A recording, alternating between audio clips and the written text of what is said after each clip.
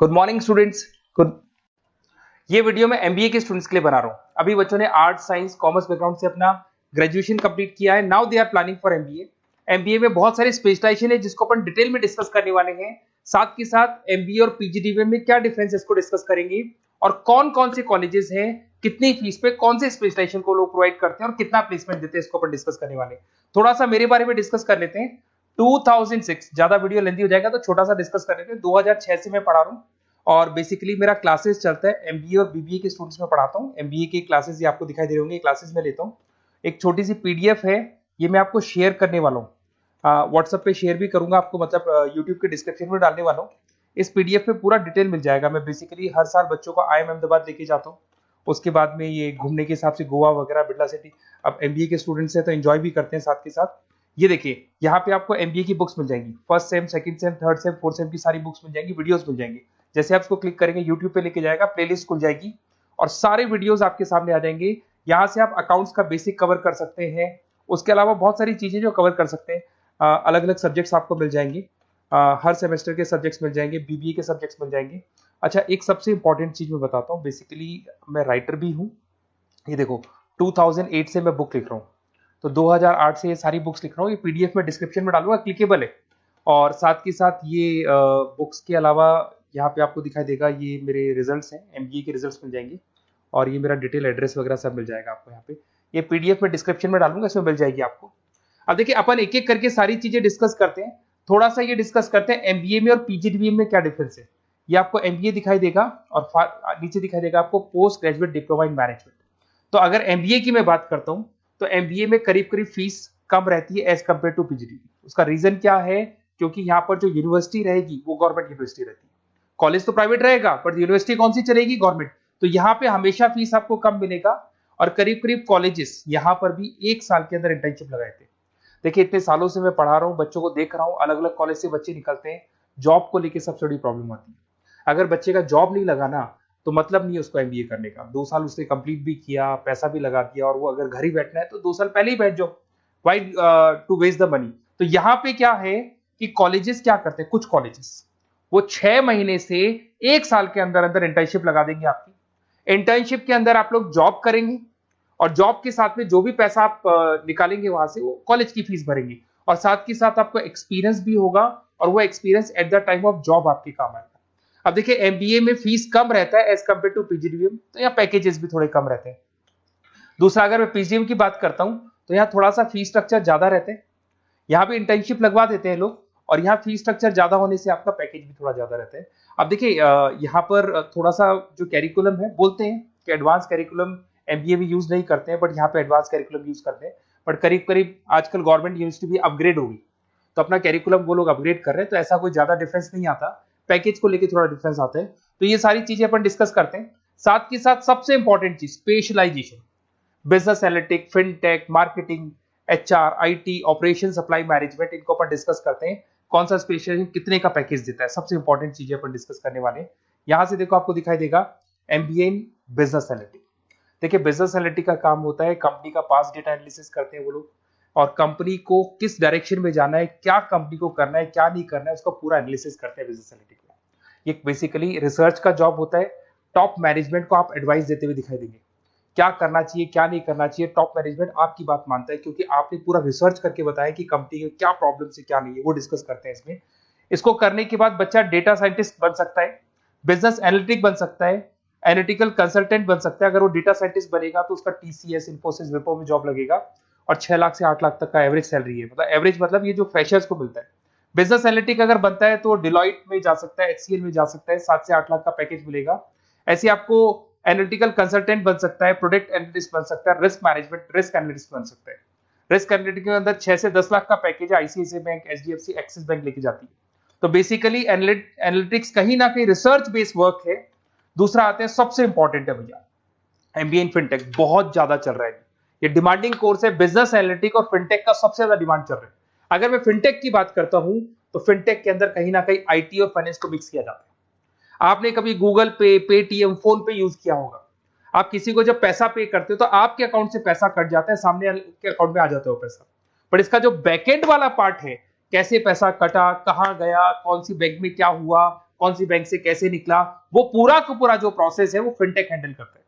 तो उसको फाइनेंस का नॉलेज होना जरूरी है क्योंकि वो बैंक्स के साथ डील करेगा और उनके पेमेंट गेटवे बनाता है। साथ के साथ उसको सॉफ्टवेयर डिजाइन करना आना चाहिए, गूगल पे, फोन पे, एप्लीकेशंस कैसे बनाना वो आना चाहिए। और ये बड़ा सिक्योरिटी सिस्टम का वर्क होता है और फिनटेक इसको करता है। इसके अंदर आपको जो कंपनीज मिलेंगी, पेटीएम, रेजर पे, पॉलिसी बाजार दिखाई देंगे आपको, फाइनेंशियल फिनटेक एनालिस्ट बन सकते हैं, प्रोडक्ट मैनेजर बन सकते हैं इसमें, फोन पे, क्रेडिट, यूपे कंपनीज आपको दिखाई देंगी। 8 से 10 लाख का पैकेज है। उसके बाद में फिनटेक एनालिस्ट बन सकते हो आप। ऐसे आपका रिस्क कंप्लायंसेस मैनेजर बन सकते हैं जिसके अंदर आपको ये बैंक्स दिखाई दे जाएंगी सारी की सारी। साइबर सिक्योरिटी स्पेशलिस्ट बन सकते हैं, जैसे इन्फोसिस, टीसीएल, विप्रो। तो कहीं ना कहीं फिनटेक का भी मार्केट में बहुत जबरदस्त डिमांड है और न्यूज़पेपर में भी आया था गवर्नमेंट को जो आईटी सेक्टर के जो लोग हैं फिनटेक वालों की जरूरत है। देखो साथ के साथ आपको फाइनेंस दिखाई देगा, तो बड़ा कॉमन है, बहुत सालों से चल रहा है और बहुत इंटरेस्टिंग है। जो लोग कॉमर्स बैकग्राउंड से हैं वो लोग फाइनेंस लेते हैं। इवन आर्ट्स और साइंस वाले भी फाइनेंस में एक्सेल करते हैं। यहाँ पूरा स्टॉक मार्केट मिलेगा, डेरिवेटिव मार्केट मिलेगा। यहाँ पे आप फाइनेंशियल एनालिस्ट बन सकते हैं। डिलॉयट जैसी कंपनी आपको लेके जाएगी। 6 से 10 लाख का पैकेज एवरेज है ये, बाकी एक्सपीरियंस के साथ पैकेज बढ़ जाता है।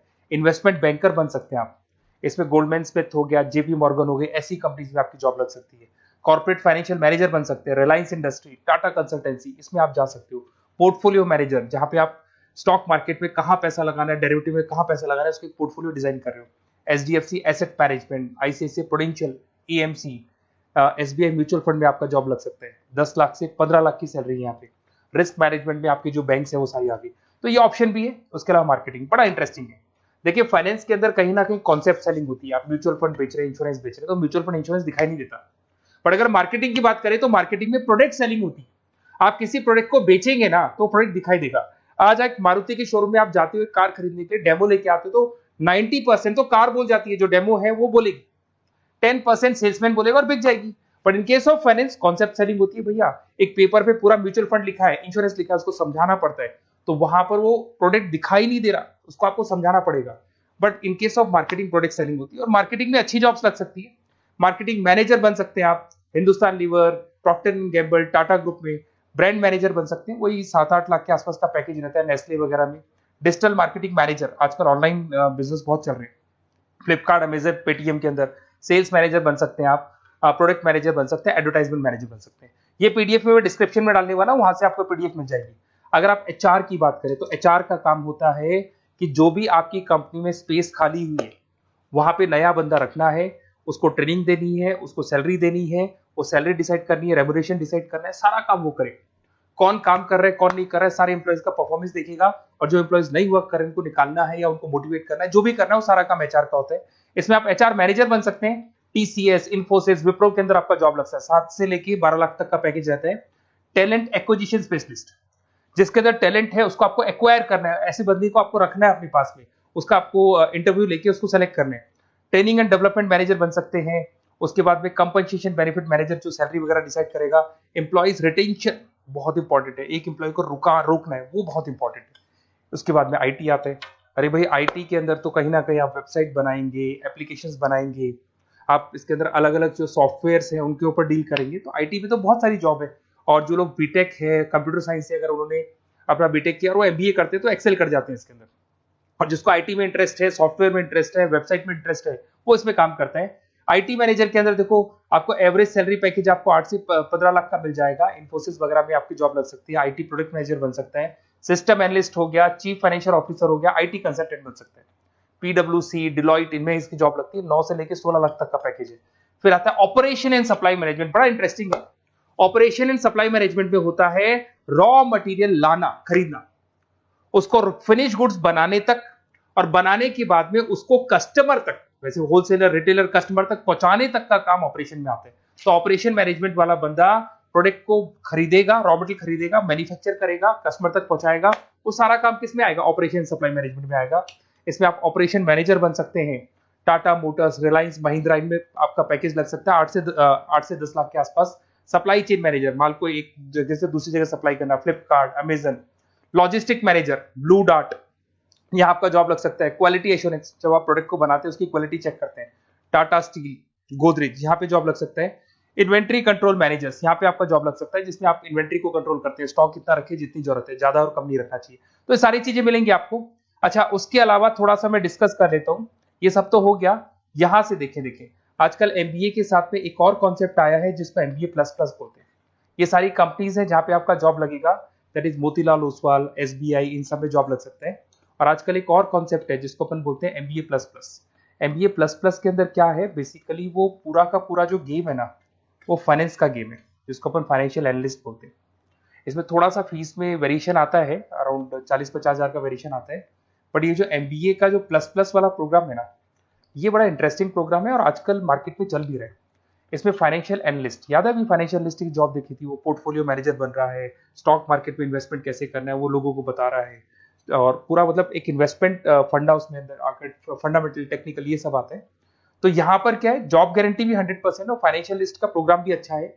कुछ कॉलेजेस हैं जो अपने कैरिकुलम में इसको ऐड करके रखते हैं और इसकी जरूरत भी है। जो फाइनेंस लेगा उसके लिए अगर ये प्रोग्राम वो कर लेता है तो सेफ है, 100% सेफ है। इसके अंदर देखो आपको जॉब गारंटी वगैरह ये सब तो मिलेगा ही मिलेगा। इसमें प्रिंसिपल ऑफ अकाउंटिंग, उसके बाद में financial analyst, capital budgeting, forecasting, financial modelling वगैरह ये सब सिखाया जाएगा आपको। प्रोजेक्ट फाइनेंसिंग हो गया, ये सब सिखाया जाता है इसके अंदर। वैल्यूएशन ऑफ बिजनेस हो गया, वैल्यूएशन ऑफ इक्विटी हो गया। उसके बाद में आपका एक्सेल वगैरह ये तो सब सिखाएंगे, बेसिक है सारा। सैप, एसक्यूएल, पाइथन वगैरह ये सिखाना ही पड़ेगा क्योंकि सारी चीजें काम आती है। तो ये सारे प्रोग्राम्स हैं, इनके ऊपर अपन डिस्कस करते हैं और साथ के साथ ये कंपनीज हैं जहाँ पे आपकी जॉब लग सकती है। और देखिए लास्ट में एक इंपॉर्टेंट चीज, बेसिकली मेरी क्या क्लासेस बहुत ज्यादा रहती है, मैं आधे टाइम क्लास में रहता हूँ। ऑनलाइन ऑफलाइन दोनों मोड पे क्लासेस चलती है मेरे पास में। ऑल ओवर इंडिया से स्टूडेंट्स हैं एमबीए के और वो बताते हैं कौन सा कॉलेज कैसा है, कहाँ एडमिशन लेना चाहिए। तो आप एक काम करें, जब भी आपको मेरे से बात करनी हो ना, तो उससे पहले एक मैसेज डाल के छोड़ दें कि आपका नंबर, आपका नेम, सिटी, स्टेट, कोर्स और कहाँ से आपका एमबीए कर रहे हैं। और जितने भी कॉलेजेस है, देखो इतना टाइम नहीं था कि वीडियो में अपन डिस्कस करें, बट जितने भी कॉलेजेस हैं आप जैसे ही लिख के देंगे कि मेरे को इस सिटी में, स्टेट में कॉलेज चाहिए, तो मैं आपको पूरा डिटेल भेज दूंगा हर कॉलेज का, कौन से कॉलेज में प्लेसमेंट है, कौन सा कॉलेज कौन सा स्पेशलाइजेशन देता है, कौन से कॉलेज में इंटर्नशिप कब लगती है, वो डिटेल में डिस्कस करेंगे। बट ओपन फोन पे डिस्कस कर लेंगे या मैं मैसेज कर दूंगा आपको, या मेरी टीम है वो टीम आपको कॉल कर लेगी और आपसे डिस्कस कर लेगी। Okay, best of luck. अगर किसी कॉलेज में कोई डाउट आए आपको कि कौन से कॉलेज में एडमिशन लेना है, कितना पैकेज मिलेगा, वो अपन डिटेल में डिस्कस कर लेंगे। Okay, best of luck.